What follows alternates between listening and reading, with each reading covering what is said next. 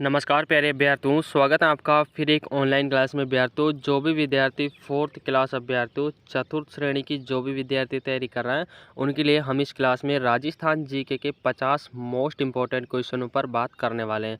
अभ्यर्थियों, क्लास में रामबाण क्वेश्चन शामिल होने वाले अभ्यर्थियों वही क्वेश्चन इस क्लास में सम्मिलित किए हैं जो पिछले एग्जामों में अभ्यर्थियों क्वेश्चन आए हुए हैं। तो याद रखना, क्लास आपके लिए रामबाण साबित होने वाली है।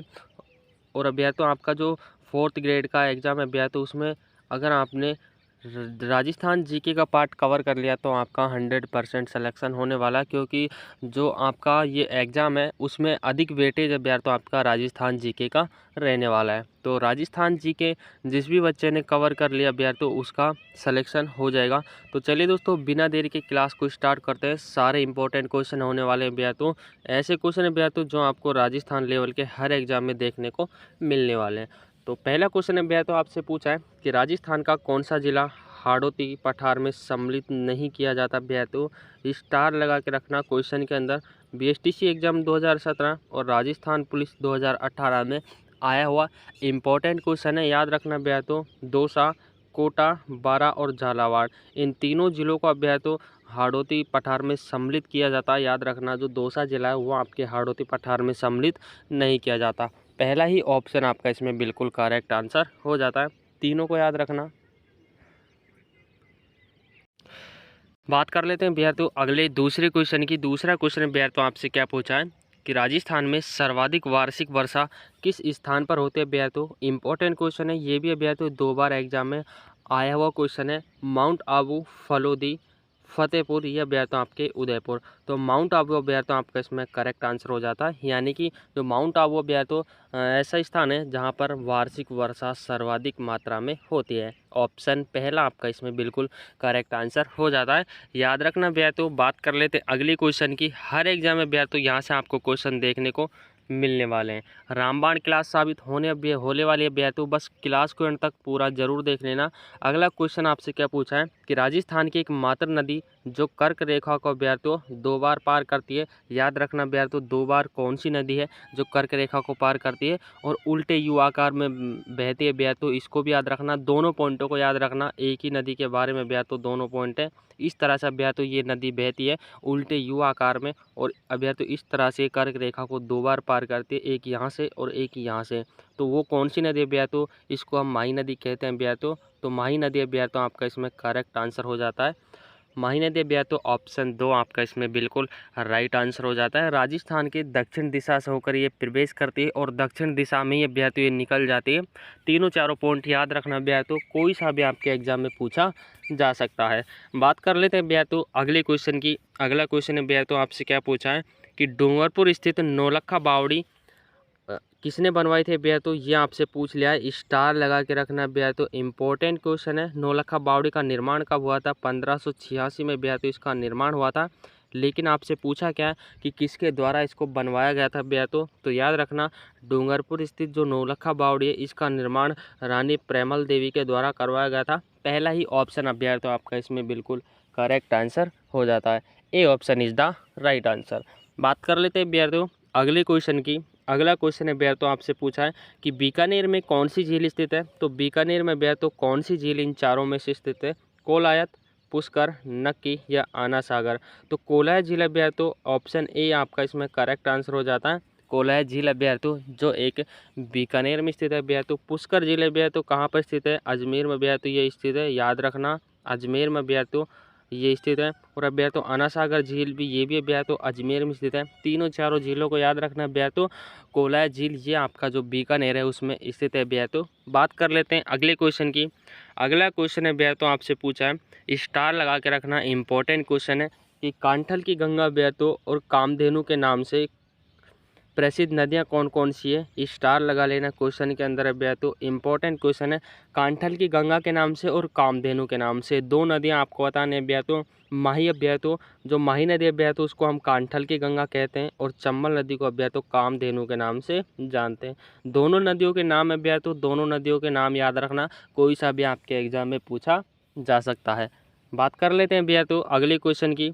अगला क्वेश्चन अभ्यर्थियों आपसे क्या पूछा है कि कौन सी नदी बांसवाड़ा व डूंगरपुर जिले के मध्य सीमा बनाती है, तो वह कौन सी नदी है विद्यार्थियों जो बांसवाड़ा और डूंगरपुर ज़िले के मध्य सीमा बनाती है? माही नदी विद्यार्थियों, जिसके बारे में अभी हमने चर्चा की थी, उल्टे यू आकार में विद्यार्थियों ये बहती है, राजस्थान के दक्षिण दिशा से प्रवेश करती है और दक्षिण दिशा से ये निकल जाती है। 2 बार अभ्यर्थियों ये कर्क रेखा को काटती है, ये भी याद रखना अभ्यर्थियों, ये आपकी कर्क रेखा है, याद रखना, ये आपके माही नदी है और 2 बार अभ्यर्थियों ये राजस्थान में जो कर्क रेखा उसको पार करती है। और अभ्यर्थियों बांसवाड़ा और डूंगरपुर जिले के मध्य भी सीमा अभ्यर्थियों जो आपकी माही नदी है वो ही बनाती है। Option C is the right answer. 2 बार अभ्यर्थियों एग्जाम में आया हुआ इम्पोर्टेंट क्वेश्चन है। क्लास अभ्यर्थियों आपके लिए रामबाण साबित होने वाले है। इसी तरह के क्वेश्चन अभ्यर्थियों जब तक आपका एग्ज़ाम नहीं हो जाता आप तक पहुँचाए जाएंगे, बस चैनल को ज़रूर सब्सक्राइब कर लीजिएगा।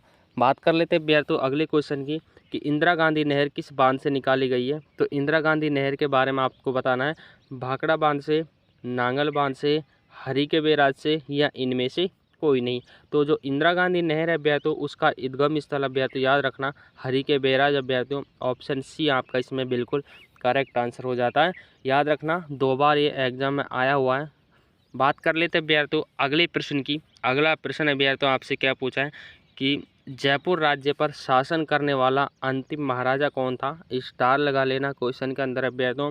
महाराजा मानसिंह द्वितीय, सवाई मानसिंह प्रथम, सवाई जयसिंह या अभ्यर्थियों आपके सवाई माधो सिंह द्वितीय। तो करेक्ट आंसर की बात की जाए जिसने जयपुर पर अंतिम शासन किया था अभ्यर्थियों वो आपका ऑप्शन पहला आपका इसमें करेक्ट आंसर हो जाता है, यानी कि सवाई मानसिंह द्वितीय अभ्यर्थियों जो जयपुर पर शासन करने वाला अंतिम महाराजा था अभ्यर्थियों। ऑप्शन पहला आपका इसमें बिल्कुल करेक्ट आंसर हो जाता है।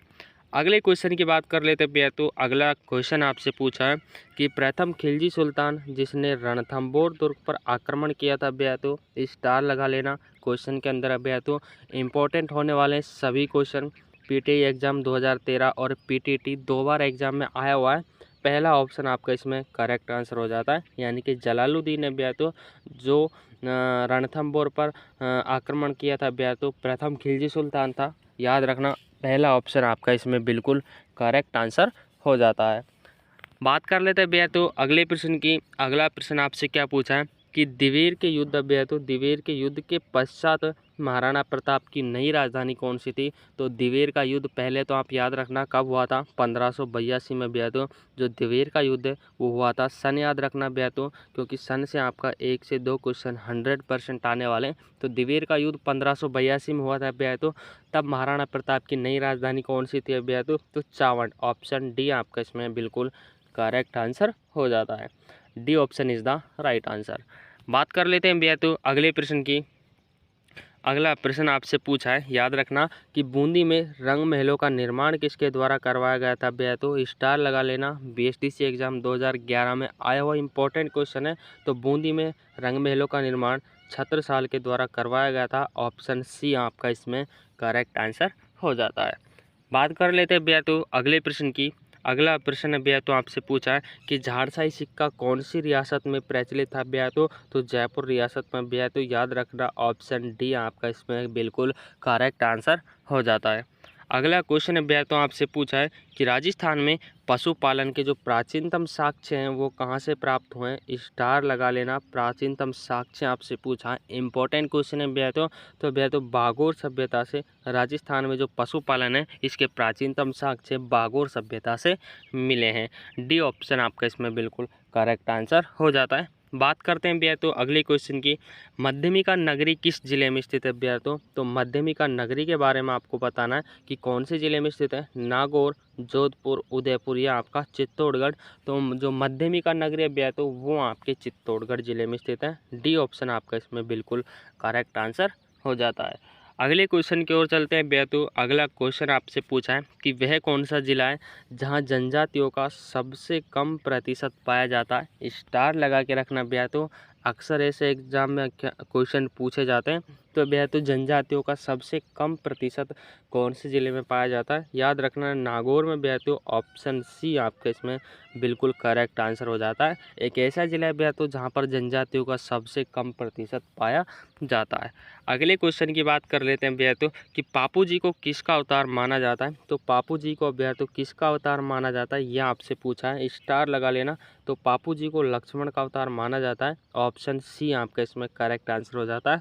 द्वितीय श्रेणी शिक्षक एग्जाम 2017 में बेहद आया हुआ इम्पोर्टेंट क्वेश्चन है। तो लक्ष्मण का अवतार पापू जी को माना जाता है। अगले क्वेश्चन की बात कर लेते हैं बेहद कि राजस्थान के किस जिले में सर्वाधिक पशु मेलों का आयोजन होता है? बेहद स्टार लगा के रखना, क्योंकि एक आध क्वेश्चन मैं और बताने वाला हूँ इस क्वेश्चन के अंदर बेहद।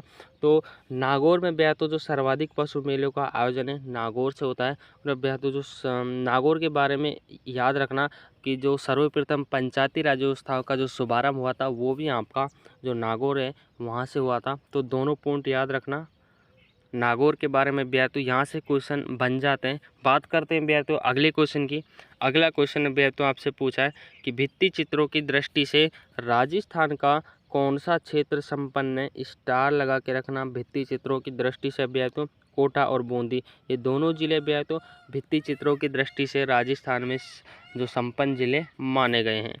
अगला क्वेश्चन है भैया तो आपसे क्या पूछा है? अगला क्वेश्चन याद रखना कि 1857 ईस्वी के विद्रोह के समय राजस्थान में कितनी सैनिक छावनियाँ थीं? याद रखना कई बार ये क्वेश्चन मैंने आपको बताया भैया तो 6 सैनिक छावनियाँ थीं। ऑप्शन सी आपका इसमें करेक्ट आंसर हो जाता है। तो दोस्तों क्लास को यहीं पर स्टॉप करते हैं। इस क्लास में हम 20 क्वेश्चनों को कवर कर पाएँ तो 20 में से बताना कि आपका स्कोर क्या रहा है, कितने क्वेश्चन आपके सही गए। कमेंट में ज़रूर बता देना। बस इतनी मेहनत आपके लिए करते हैं। एक लाइक और एक कमेंट आपसे मांगते हैं। एक लाइक और एक कमेंट ज़रूर करके जाना है कमेंट बॉक्स के अंदर। मिलते हैं भैया तो अगली क्लास में। और भैया तो जो भी विद्यार्थी चैनल पर नया हो चैनल को ज़रूर सब्सक्राइब कर लीजिएगा, क्योंकि यहाँ पर आपको जो भी मैटर दिया जाता है भैया तो वो जेन्युइन मैटर आपको दिया जाएगा जो आपके सीधे एग्ज़ाम में छपने की दृष्टि से भैया तो मिलते हैं अगली क्लास में। तब तक के लिए जय हिंद साथियों।